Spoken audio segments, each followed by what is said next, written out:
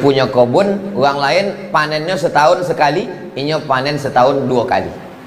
Banyak kan anaknya, sebelumnya meninggal dihitung anak cucunya 1 uang. Yang disobitnya banyak kan anaknya, tidak ada disobit banyak bininya. Tapi salah satu asbab yang membuat anak itu banyak adalah, tidak ada mau menjawabnya, tidak ada mau menjawab. Kau buya-buya, kau menjawab soal. Nah itulahnya Anas bin Malik. Anas bin Malik kok 10 tahun melayani Nabi. Khadimtun Nabi ya 10 sinin. Ambo menjadi pelayan Nabi 10 tahun. Ambo pegang tapak tangan Nabi dan ambo cium, kata Anas bin Malik, atyabu mirrihil miski, lebih harum dari semerbak kasturi. Itulah dalil orang dan mencium tangan yang diciumnya tapak tangan. Kalau nampak ada orang mencium tapak tangan, dalilnya hadis Anas bin Malik, sebabnya mencium tapak tangan Nabi, atyabu mirrihil miski, lebih harum dari semerbak kasturi, lebih halus daripada sutra. Anas bin Malik. Waktu diserahkan amaknya Ummu Sulaim 10 tahun. Waktu Nabi meninggal, inya berkhidmah 10 tahun. Berarti waktu Nabi meninggal umurnya 20 tahun, anak muda. Termasuk 7 dari sahabat Nabi yang paling banyak meriwayatkan hadis. Dan umurnya termasuk sahabat Nabi yang paling panjang. Ini sahabat Nabi yang terakhir meninggal di Irak, di Basrah. Sahabat Nabi yang terakhir meninggal Anas bin Malik di Basrah. Manfaat makan sahur. Manfaat makan sahur, nampak tamu ikut sunnah. Qul, katakan ya Muhammad SAW, in kuntum tuhibbunallah, kalau memang kalian cinta kepada Allah, fattabi'uni, ikuti ambo. Jadi kalau awak makan sahur, insya Allah dapat cinta Rasulullah, dapat pula cinta Allah Subhanahu wa ta'ala. Yang kedua, membedakan diri awak dengan ahli kitab. Yang ketiga, kekuatan fisik. Beda antara orang nak makan dengan tidak makan. Yang keempat, membiasakan diri bangun malam. Jadi orang yang makan sahur dapat dipastikan pasti bangun malam. Kalau Pekanbaru subuh jam 5, jago jam 4 masih bisa tahajud. Jago jam 4.30 masih bisa tahajud sebelum azan subuh. Waktu tahajud dari sejak isya sampai azan subuh. Tapi waktu afdalnya sulusul lail, sepertiga malam. Nang kelima, kumpul keluarga. Sebab selama iko inyo bangkit kojo, anaknya masih lolok. Inyo pulang ke rumah, anak bini puluh lah lolok. Nanti jago masih asisten rumah tangga. Akhirnya nikah sama asisten. Akhirnya di bulan puasa bisanya duduk sama anak istri, bisa bercengkrama. Jadi itu diantara hikmah-hikmah. Nang kelima keenam, ayat 18 surat Az-Zariyat, wabil asharihum yastaghfirun. Di waktu sahar mereka banyak beristighfar. Jadi waktu awak jago itu sholat sunat beristighfar, habis makan sementara menunggu azan subuh beristighfar. Jadi kalau nampak awak ada orang waktu awak pergi ke masjid, adanya duduk di depan rumah, lagi ngapa pak? Iko buya menunggu azan sambil itu beristighfar.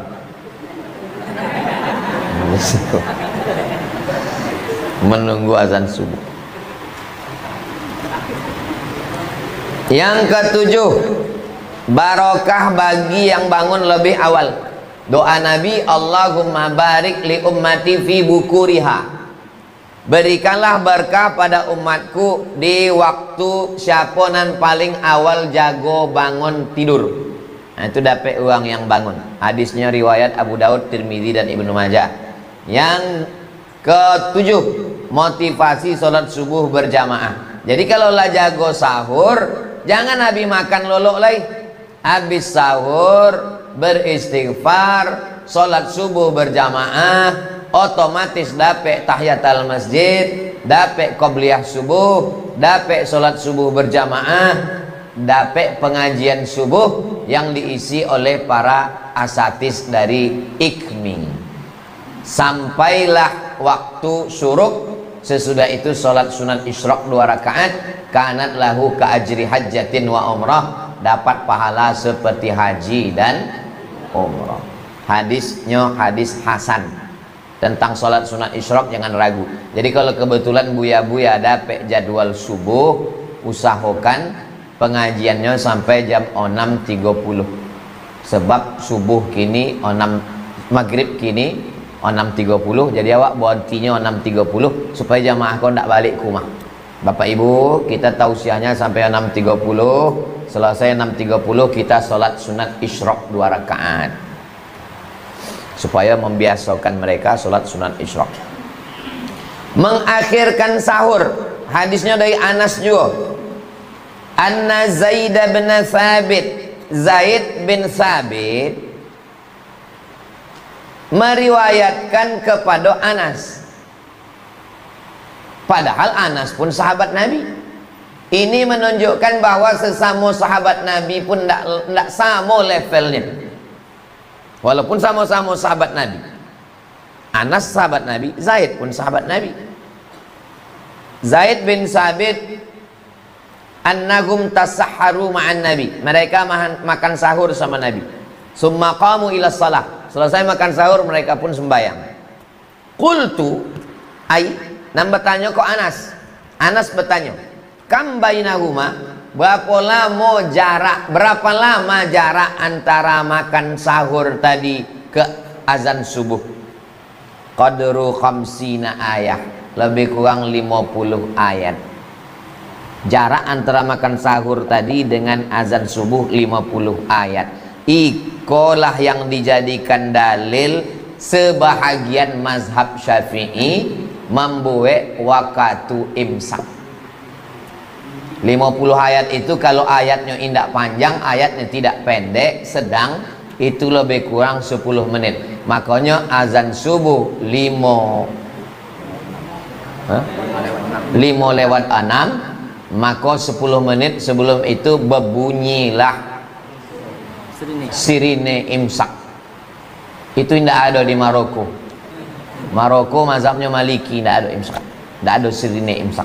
Sirine imsak itu, waktu imsak itu sebahagian mazhab Syafi'i, karena kelebihan mazhab Syafi'i kok ihtiyat, tingkat kehati-hatiannya tinggi.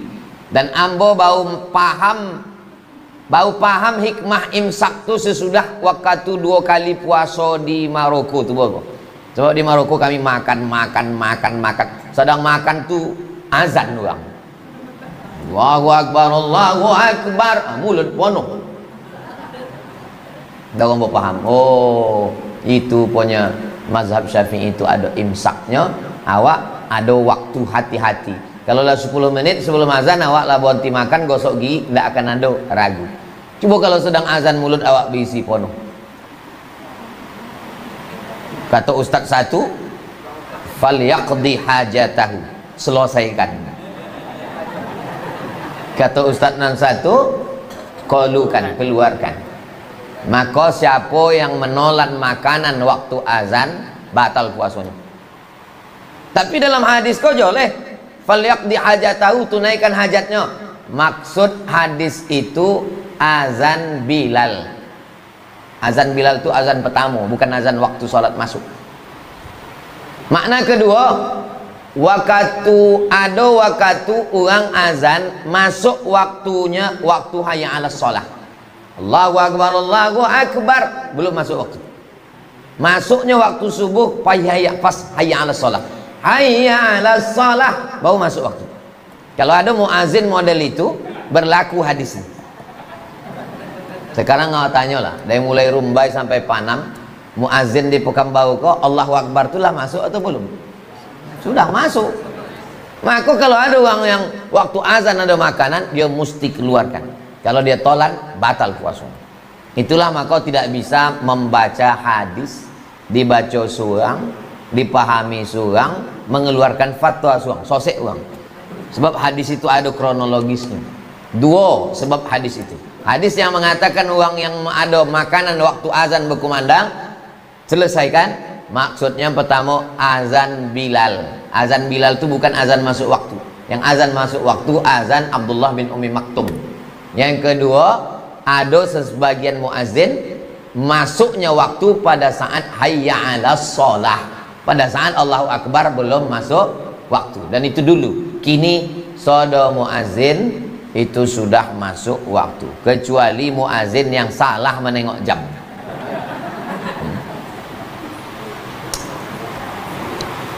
Makanannya, makanan.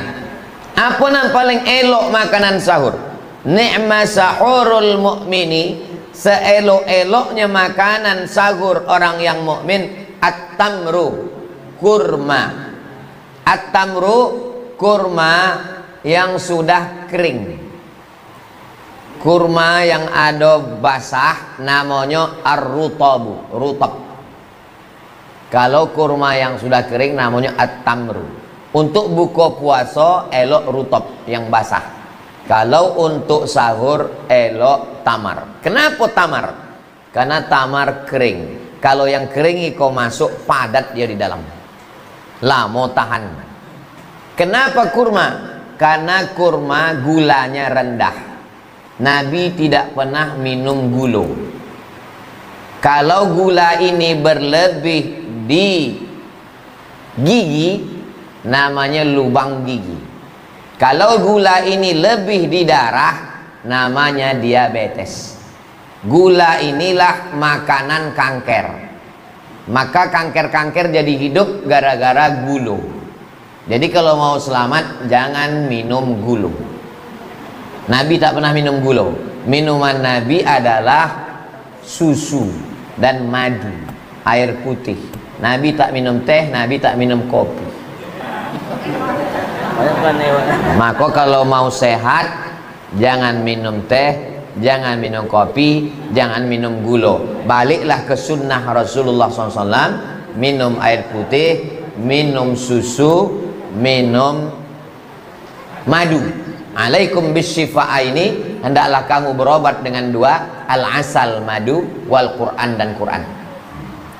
Jadi kuang-kuangkan gula. Sebab gula itu sumber dari segala penyakit adalah gula. Komplikasi badan awak itu sebab penyebab adalah gula. Kenapa darah ini kental? Darah kental gara-gara gula dan minyak. Darah ini air. Ambil gula, masukkan ke teh kuali, letakkan kualinya di atas kompor. Biarkan sampai cair. Sesudah cair letakkan sendok, biarkan sampai dingin. Sesudah dingin angkeklah sendok, terangkek sama-sama kualinya sekali. Kenapa? Karena gula kental. Gula masuk ke darah, darah jadi kental. Dimakan ubat pengencer darah. Darah kental naik dari jantung naik ke otak. Lambatnya naik sebab kental. Dibolilah pengencer darah. Akhirnya tersumbat. Yang menyumbat saluran darah dua. Yang pertama gula, yang kedua minyak. Minyak kolesterol.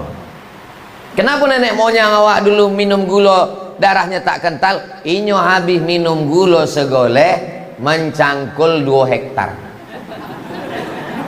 Awak habis 2 goleh lolok 2 jam.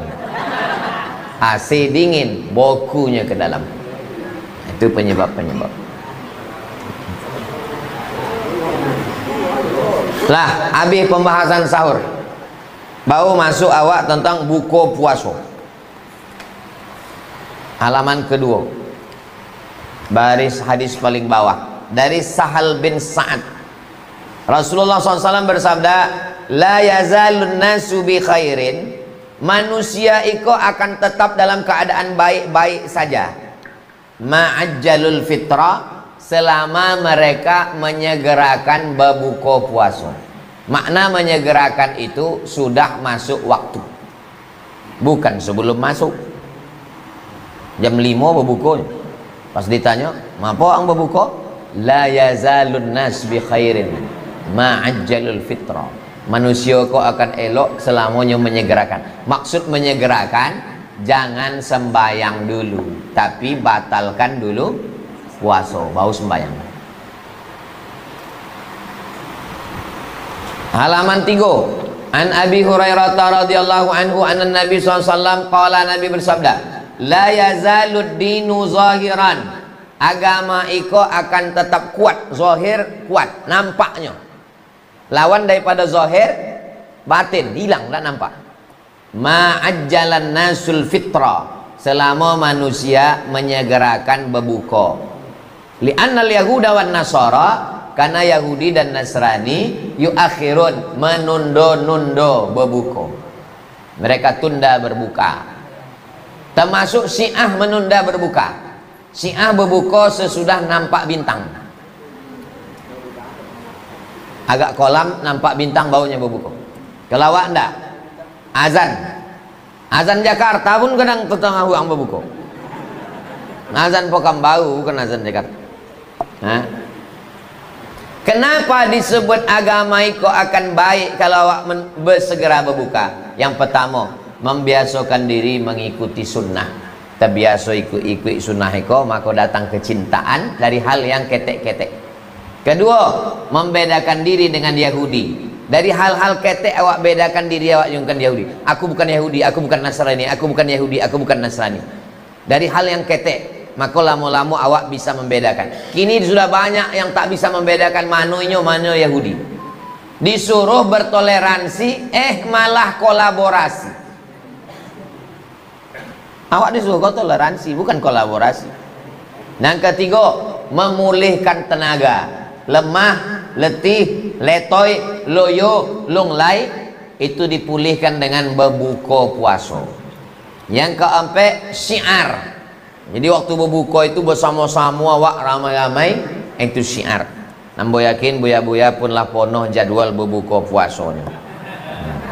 Ambo memang ambo posankan dari dulu, kalau ambo diundang eloklah tarawih, dari isya ke tarawih atau sesudah tarawih. Kalau berbuka kok, kalaupun diundang juga jadwal berbuka puasa, ambo minta. Kalau kini berbuka jam 6.30, ambo minta ambo tausiah mulai jam 6 atau 6.10.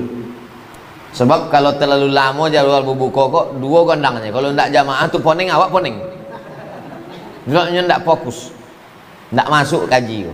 Nah, maka berbuka puasa kok kultum saja. Ustaz, bisa awak berbuka bersama? Ada acara tausiahnya? Ada. Buat ambo jam 6.10. Jadi kalau 6.10 sekitar 20 menit, tidak terlalu lama. Sebab kalau terlalu lama berbuka kok kurang efisien. Syiar, berbuka puasa bersama itu ada syiarnya, silaturahim. Kalau tidak dibuat acara berbuka bersama, tidak tahu awak. Kebetulan di Mesir ada acara berbuka bersama namanya Maidatur Rahman. Maidah, meja makan. Rahman, Allah. Maidatur Rahman, meja makan Allah. Apa maksudnya? Maksudnya makanan nanado di atas itu tidak tahu entah siapa nama membawa. Makanannya gratis. Ambo ompek kali puasa di Mesir tidak pernah memasak. Asal jam 6 alat duduklah kami di Maidatur Rahman. Asal sampai jam 6 tengok kanan kiri Indonesia sudah. Indonesia. Tengok kanan orang awak gitu. Jadi sesudah balik ambo posankan ke Yayasan Tabung Wakaf Umat sama Ustadz Al-Nob. Ustadz, yang awak rasakan dulu di Mesir coba awak buat. Alhamdulillah Ramadan niko lah masuk tahun keempat kami membuat Maidatur Rahman 500 porsi gratis. Dibuat di tempat yang banyak uang tak mampu, salah satunya di tempat pembakaran batu bata banyak. Buat di situ beberapa porsi, yang sebagian lagi di Palas. Karena Palas ini banyak orang yang belum dapat hidayah. Namanya bingungnya, simpang bingung. Di situ banyak orang dapat hidayah simpang bingung. Dan di Riau Iko, untuk dari bingung itu baru dapat hidayah itu jauh. Simpang benar 7 jam kalau dulu. Rokan Hilir. Dari simpang bingung kok ke simpang benar itu. Ya. Jadi dari simpang bingung ke simpang benar itu orang tuh meminta ihdinas siratal mustaqim. Jalannya lu, itu mah kok ada tol gini. Simpang benar. Nah, berdoa sebelum berbuka. Hadisnya riwayat Anas bin Malik juga. Ada 3 doa, salasu da'awatin la turaddu. Bagi yang hendak membawa baris silakan kasih baris. Salasu da'awatin la turaddu. 3 doa yang tidak tertolak. Da'watul walidi, da'watus shaimi, wa da'watul musafiri. Mudhaf ilaih. Doa ayah kepada orang tua, doa orang puasa, dan doa orang musafir. Masuk awak doa sedang puasa. Jadi jam 6 itu usahakan duduk di rumah. Masyarakat Pekanbaru jam 6 usahakan duduk di rumah. Sebab kalau jam 6 awak ustad kalau keluar rumah jam 6 macet total. Jalan Seberantas full tidak dapat lalu. Pangkalan arah ke Pangkalan Kerinci, Jalan Sudirman full. Sebab apa? Tradisi uang di Pekanbaru jam 6 mulailah membawa sepeda motor. Kalau ditanya ke bini, judul lagunya jangan kau tanya kemana aku pergi. Berputar-putar, berpusing-pusing menunggu azan maghrib. Padahal nan paling elok jam 6 itu awak duduk di rumah berdoa, membaca Quran, beristighfar, berselawat, berdoa. Jangan keluyuran.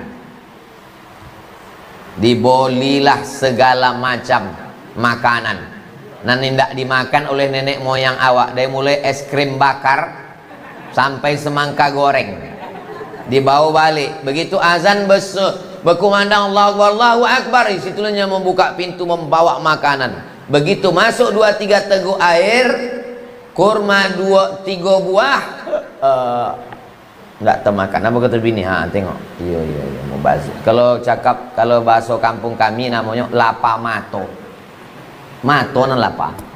Sesudah itu enggak. Iya besok enggak usah ulang. Besok jam 6 kolonya deh. Padahal yang paling elok adalah berdoa sebelum berbuka. Yang kedua, doa katiko babuko. Hadisnya diriwayatkan Muaz bin Zuhrah. Nabi ketika berbuka membaca Allahumma laka sumtu wa ala rizkika aftartu. Hadis iko dhaif. Hadis iko lemah. Yang menyabui hadis iko dhaif siapa? Nasiruddin Al-Albani. Di mana letak dhaifnya? Kenapa hadis iko dhaif?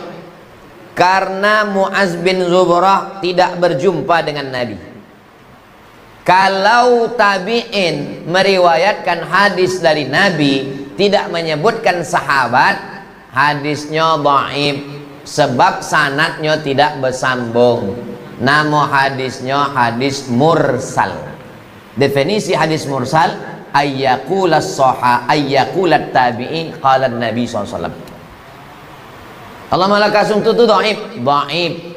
Apa sebab dhaifnya? Sahabatnya hilang. Kalau sahabatnya hilang, hadis apa namanya? Hadis mursal. Kalau ya, riwayatnya hilang 2 rawinya, namanya, kalau putuinya di awal di sahabat, namanya mursal. Kalau putuinya di ateh, tiba-tiba Imam Malik berkata, qala Nabi, kata Imam Malik, hilang dari Malik sampai ke Nabi, nama hadisnya mu'allaq. Kalau 2 rawi berurutan hilang 2, nama hadisnya mu'adhal. Nabi dia teh periwayat di bawah. Kalau dari periwayat kau putus, namanya mu'allaq. Kalau di bawah Nabi kau hilang sahabat, namanya mursal. Kalau 2 rawi berurut hilang, namanya mu'dhal. Kalau bukan mursal, bukan mu'allaq, bukan mu'dhal, namanya munqati. Ilmu mustalah hadis 2 SKS, 16 tatap muka. Hadis tentang Allahumma laka sumtu dhaif. Lalu kalau dhaif, tidak boleh awak baca. Yang baca Allahumma laka sumtu dhaif. Tengok halaman, itulah lupa pula ambo membuat halaman. Halaman berapa kau ya? Halaman ke-4. Halaman ke-4. Allahumma laka sumtu tu boleh dibaca kata Syekh Ibnu Utsaimin. Tapi didoaibkan Syekh Albani. Syekh Albani mengatakan Allahumma laka sumtu dhaif. Tapi kata Syekh Utsaimin boleh dibaca. Jadi kalau begitu Allahumma laka sumtu boleh apa tak boleh? Boleh. Allahumma laka sumtu boleh. Ini yang berkutipkan Syekh Ibnu Utsaimin Majmu' Fatawa juz 17 halaman 268. Apa kata beliau? Doa yang maksur Allahumma laka sumtu wa ala rizqika aftartu. Doa yang kedua, dhahabaz zama'u wa batallatil uruqu wa sabatal ajru insyaallah. Allahumma laka sumtu dhaif. Dhahabaz zama'u dhaif juga. Allahumma barik lana dhaif. Jadi yang sahih bismillah. Itulah yang sahih cuma. Apa hukum mengamalkan hadis dhaif? Kata Imam Nawawi, ajma'al ulama'u ala jawazil amali bil hadisid dhaif. Ulama ijma' boleh mengamalkan hadis dhaif kalau cukup 5 syarat. Pertama, tidak dalam masalah akidah. 2, tidak dalam masalah dasar hukum fikih halal haram. Ketiga, tidak ada periwayatnya yang kazab, pendusta, penipu, pembohong. Yang keempat, masih bernaung di bawah hadis sahih. Yang kelima, fadail a'mal, motivasi beramal. Allahumma laka sumtu, cukup 5 syarat. Bukan masalah akidah, bukan masalah fikih, tidak ada periwayatnya yang kazab. Dia dhaif hanya karena tidak ada sahabatnya, mursal, putus sanad pada sahabat. Dan dia masih bernaung di bawah hadis sahih. Dan untuk fadail a'mal, dalam hadis hanya Allahumma laka sumtu wa ala rizqika aftartu. Kenapa pula ditambah Allahumma laka sumtu wa bika amantu wa ala rizqika aftartu bi rahmatika ya arhamar rahimin? Apa hukum menambah hadis sahih? Apa hukum menambah lafaz yang bukan hadis? Allahumma innaka afuwun tuhibbul afwa, itu yang ada dalam hadis. Ditambah 5, Allahumma innaka afuwun karimun alimun azimun. Entah apa lagi lah pokoknya. Tuhibbul afwa fa'fu anni. Nabi bangkit dari ruku, sami Allahu liman hamidah. Doa yang diajarkan Nabi, Rabbana lakal hamdu mil'us samawati wa mil'ul ardi wa mil'u ma syi'ta min syai'in ba'd. Datang sahabat, doanya lain, sami Allahu liman hamidah. Nya baca hamdan thayyiban katsiran mubarakan fi. Selesai Nabi sembahyang, Nabi tanya, siapa membaca doa itu tadi? Tidak ada pernah aku mengajarkan, kata Nabi. Siapa yang membuat doa itu tadi? Nya gentleman ngaku, ana ya Rasulullah. Kata Nabi, futihat abwabus sama, terbuka pintu langit, turun malaikat ingin mencatat doa yang kau baca tadi.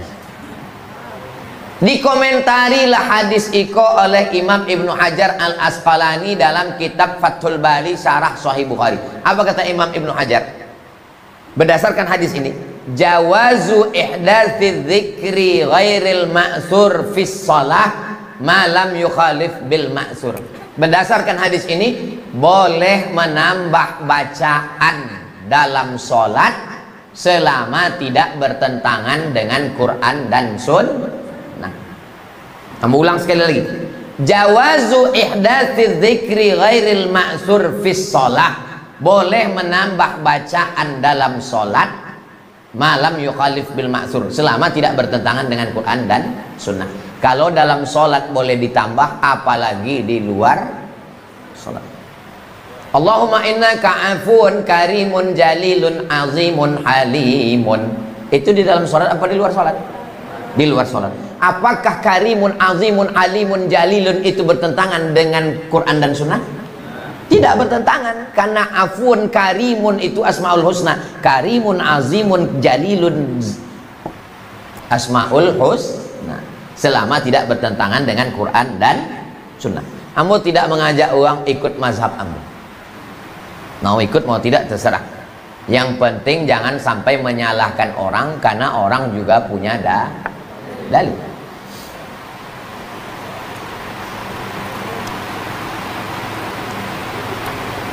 Berbuka dengan kurma. Hadisnya Anas bin Malik juga.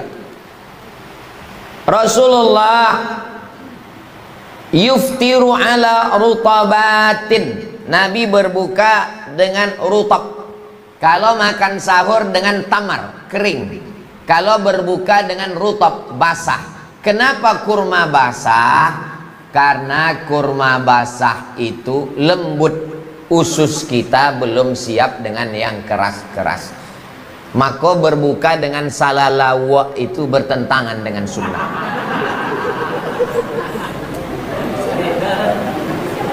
Tapi pada asosiasi pedagang salalawa jangan beko mengsomasi ambo.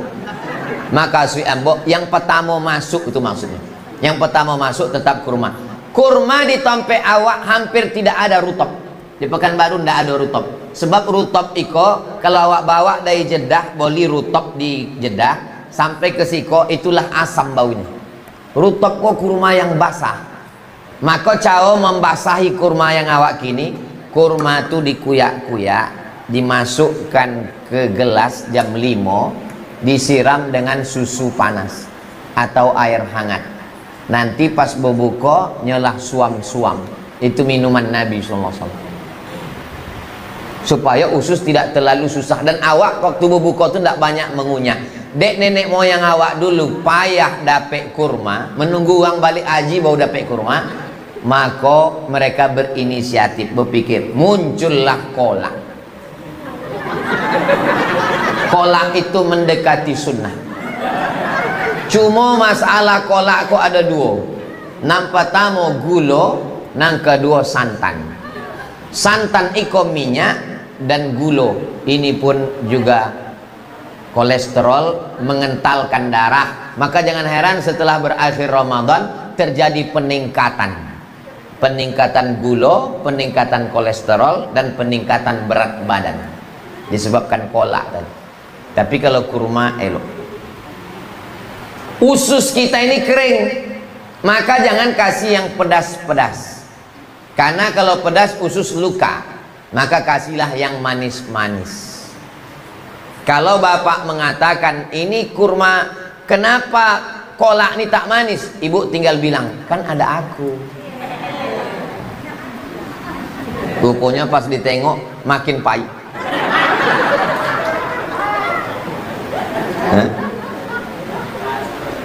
Maka berbuka dengan kurma. Balik elok. Yuftiru ala rutabatin qabla an yusalli. Sebelum sembayang makan dulu kurma, minum 2 teguk air, bau sembayang.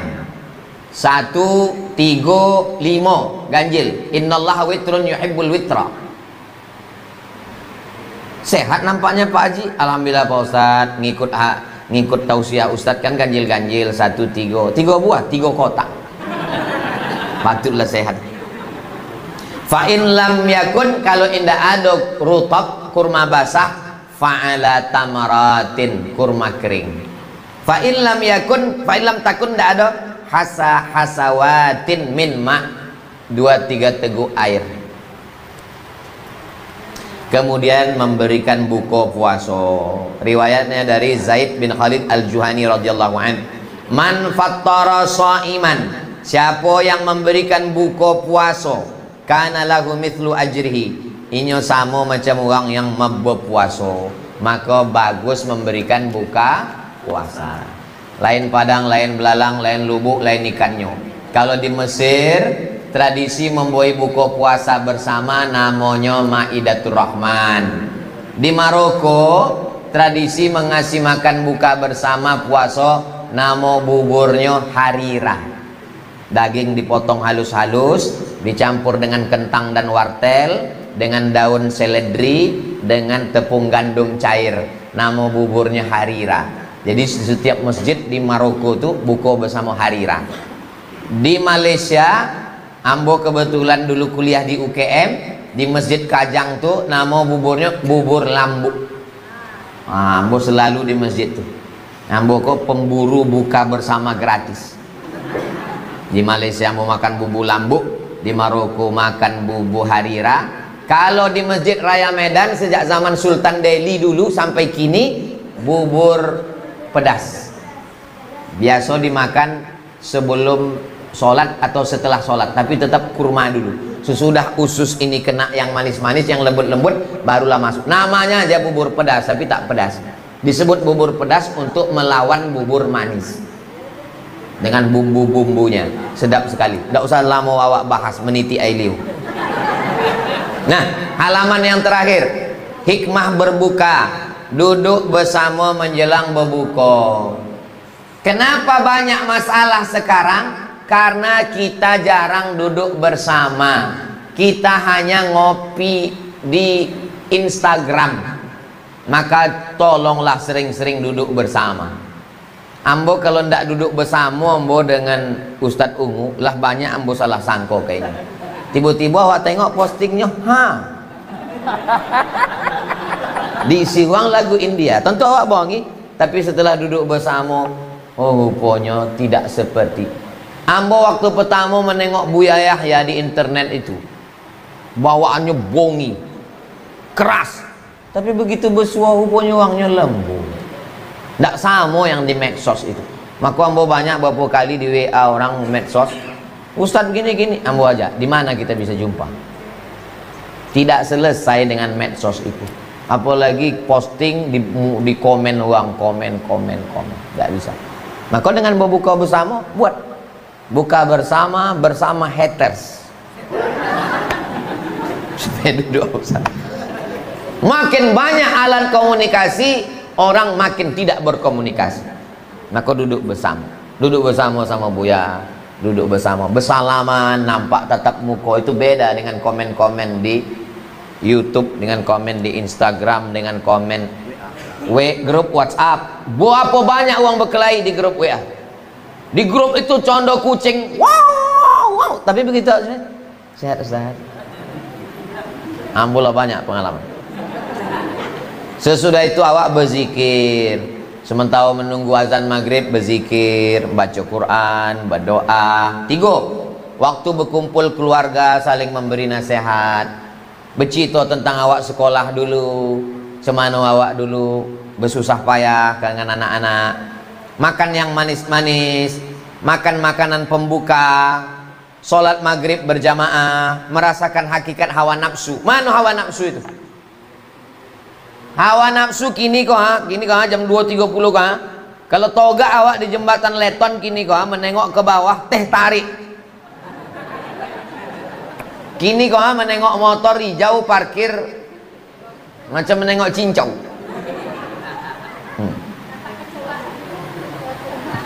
Nampak kecoa macam kurma. Tapi begitulah, masuk 2-3 teguk air, Allahu Akbar, Allahu Akbar. Mana hawa nafsu? Itulah hawa nafsu.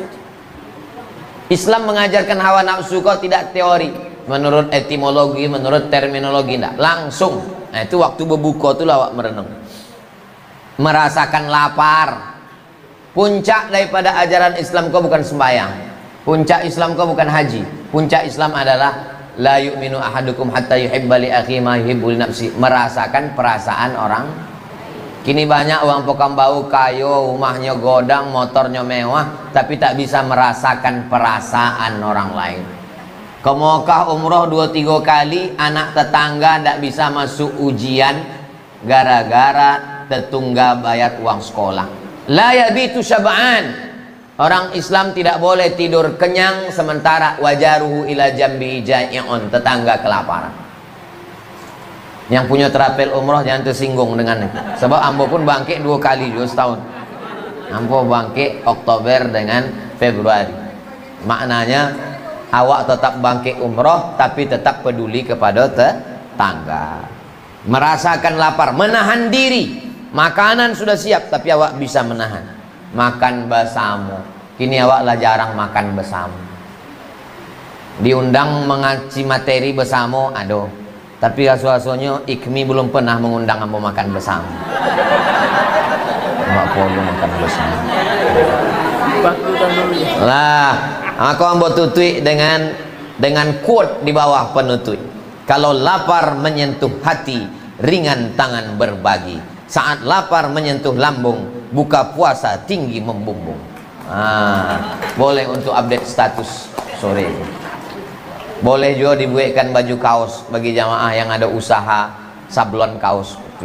Kalau puasa menyentuh hati, ringan tangan berbagi. Kalau puasa menyentuh lambung, makanan tinggi membumbung. Buat gambar nasi tinggi. Tapi baju dan model iko jangan dibawa sembahyang tarawih. Kau ditengok dari belakang golak. Itulah yang dapat ambo sampaikan. Malam tadi ambo sore semalam dapat kabar ambo jadi narasumber. Maka malam tadi ambo bawa balik sampai rumah dari Pangkalan Kerinci, silaturahim ke guru-guru ambo. Maka sebelum lolok tadi malam itulah ambo sampaikan menulis iko. Tulis, ambo cuma ingin supaya awak membiasakan menulis. Tulisan-tulisan ambo yang lama-lama bisa ditengok di somatmoroko.blogspot.com. Tadi ada yang bertanya kepada ambo tentang sholat sunat tasbih. Tinggal tulis saja di Google. Yang punya handphone silakan buka. SOMADMOROCCO. SOMADMOROCCO. Somat Moroko spasi sholat tasbih, enter. Langsung dapet. Ambo tulis tahun 2012. Kinilah tahun 2020 sampai 12 tahun yang lalu lah ambo tulis. Nggak hilang-hilang. FB bisa hilang. Berapa banyak Ustadz Ikmi FB-nya hilang. Dari mana Ustadz tahu? Nampak ambo di postingnya. Bila FB ini posting bukan saya lagi gitu. Tapi blog nggak bisa. Aku ambo share ke Buya Edi Azhar. Beko minta tolong share. Silakan buat blog. Tadi pagi ada bertanya ke ambo, guna blog kau awak tidak menjawab lagi. Tadi ambo bertanya ke ambo tentang sholat duha berjamaah. Boleh sholat duha berjamaah? Ambo tuliskan, ambo share langsung. Somat Moroko duha berjamaah. Apa kata Imam Ibnu Taimiyah tentang doa berjamaah? Idza fu'ila jama'atan ahyanan jaza.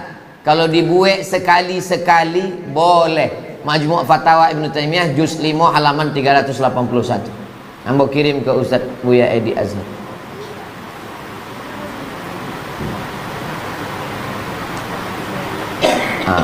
Tinggal tulis saja itu. Itulah yang dapat ambo sampaikan, ambo kembalikan ke moderator. Terima kasih atas segala perhatian. Iko bukan makalah, bukan apa, hanya sekedar mengumpul bahan supaya ada, boleh dibawa, boleh dibagi, boleh di-share, terserah. Yang tak boleh itu dicetak lalu kemudian jadi buku, ditampulnya ditulis coblos nomor, itu tak boleh. Terima kasih. Sekali lagi yang mengucapkan tahniah untuk Buya Edi Azhar. Mudah-mudahan beliau istiqomah memperjuangkan dakwah di parlemen insyaallah.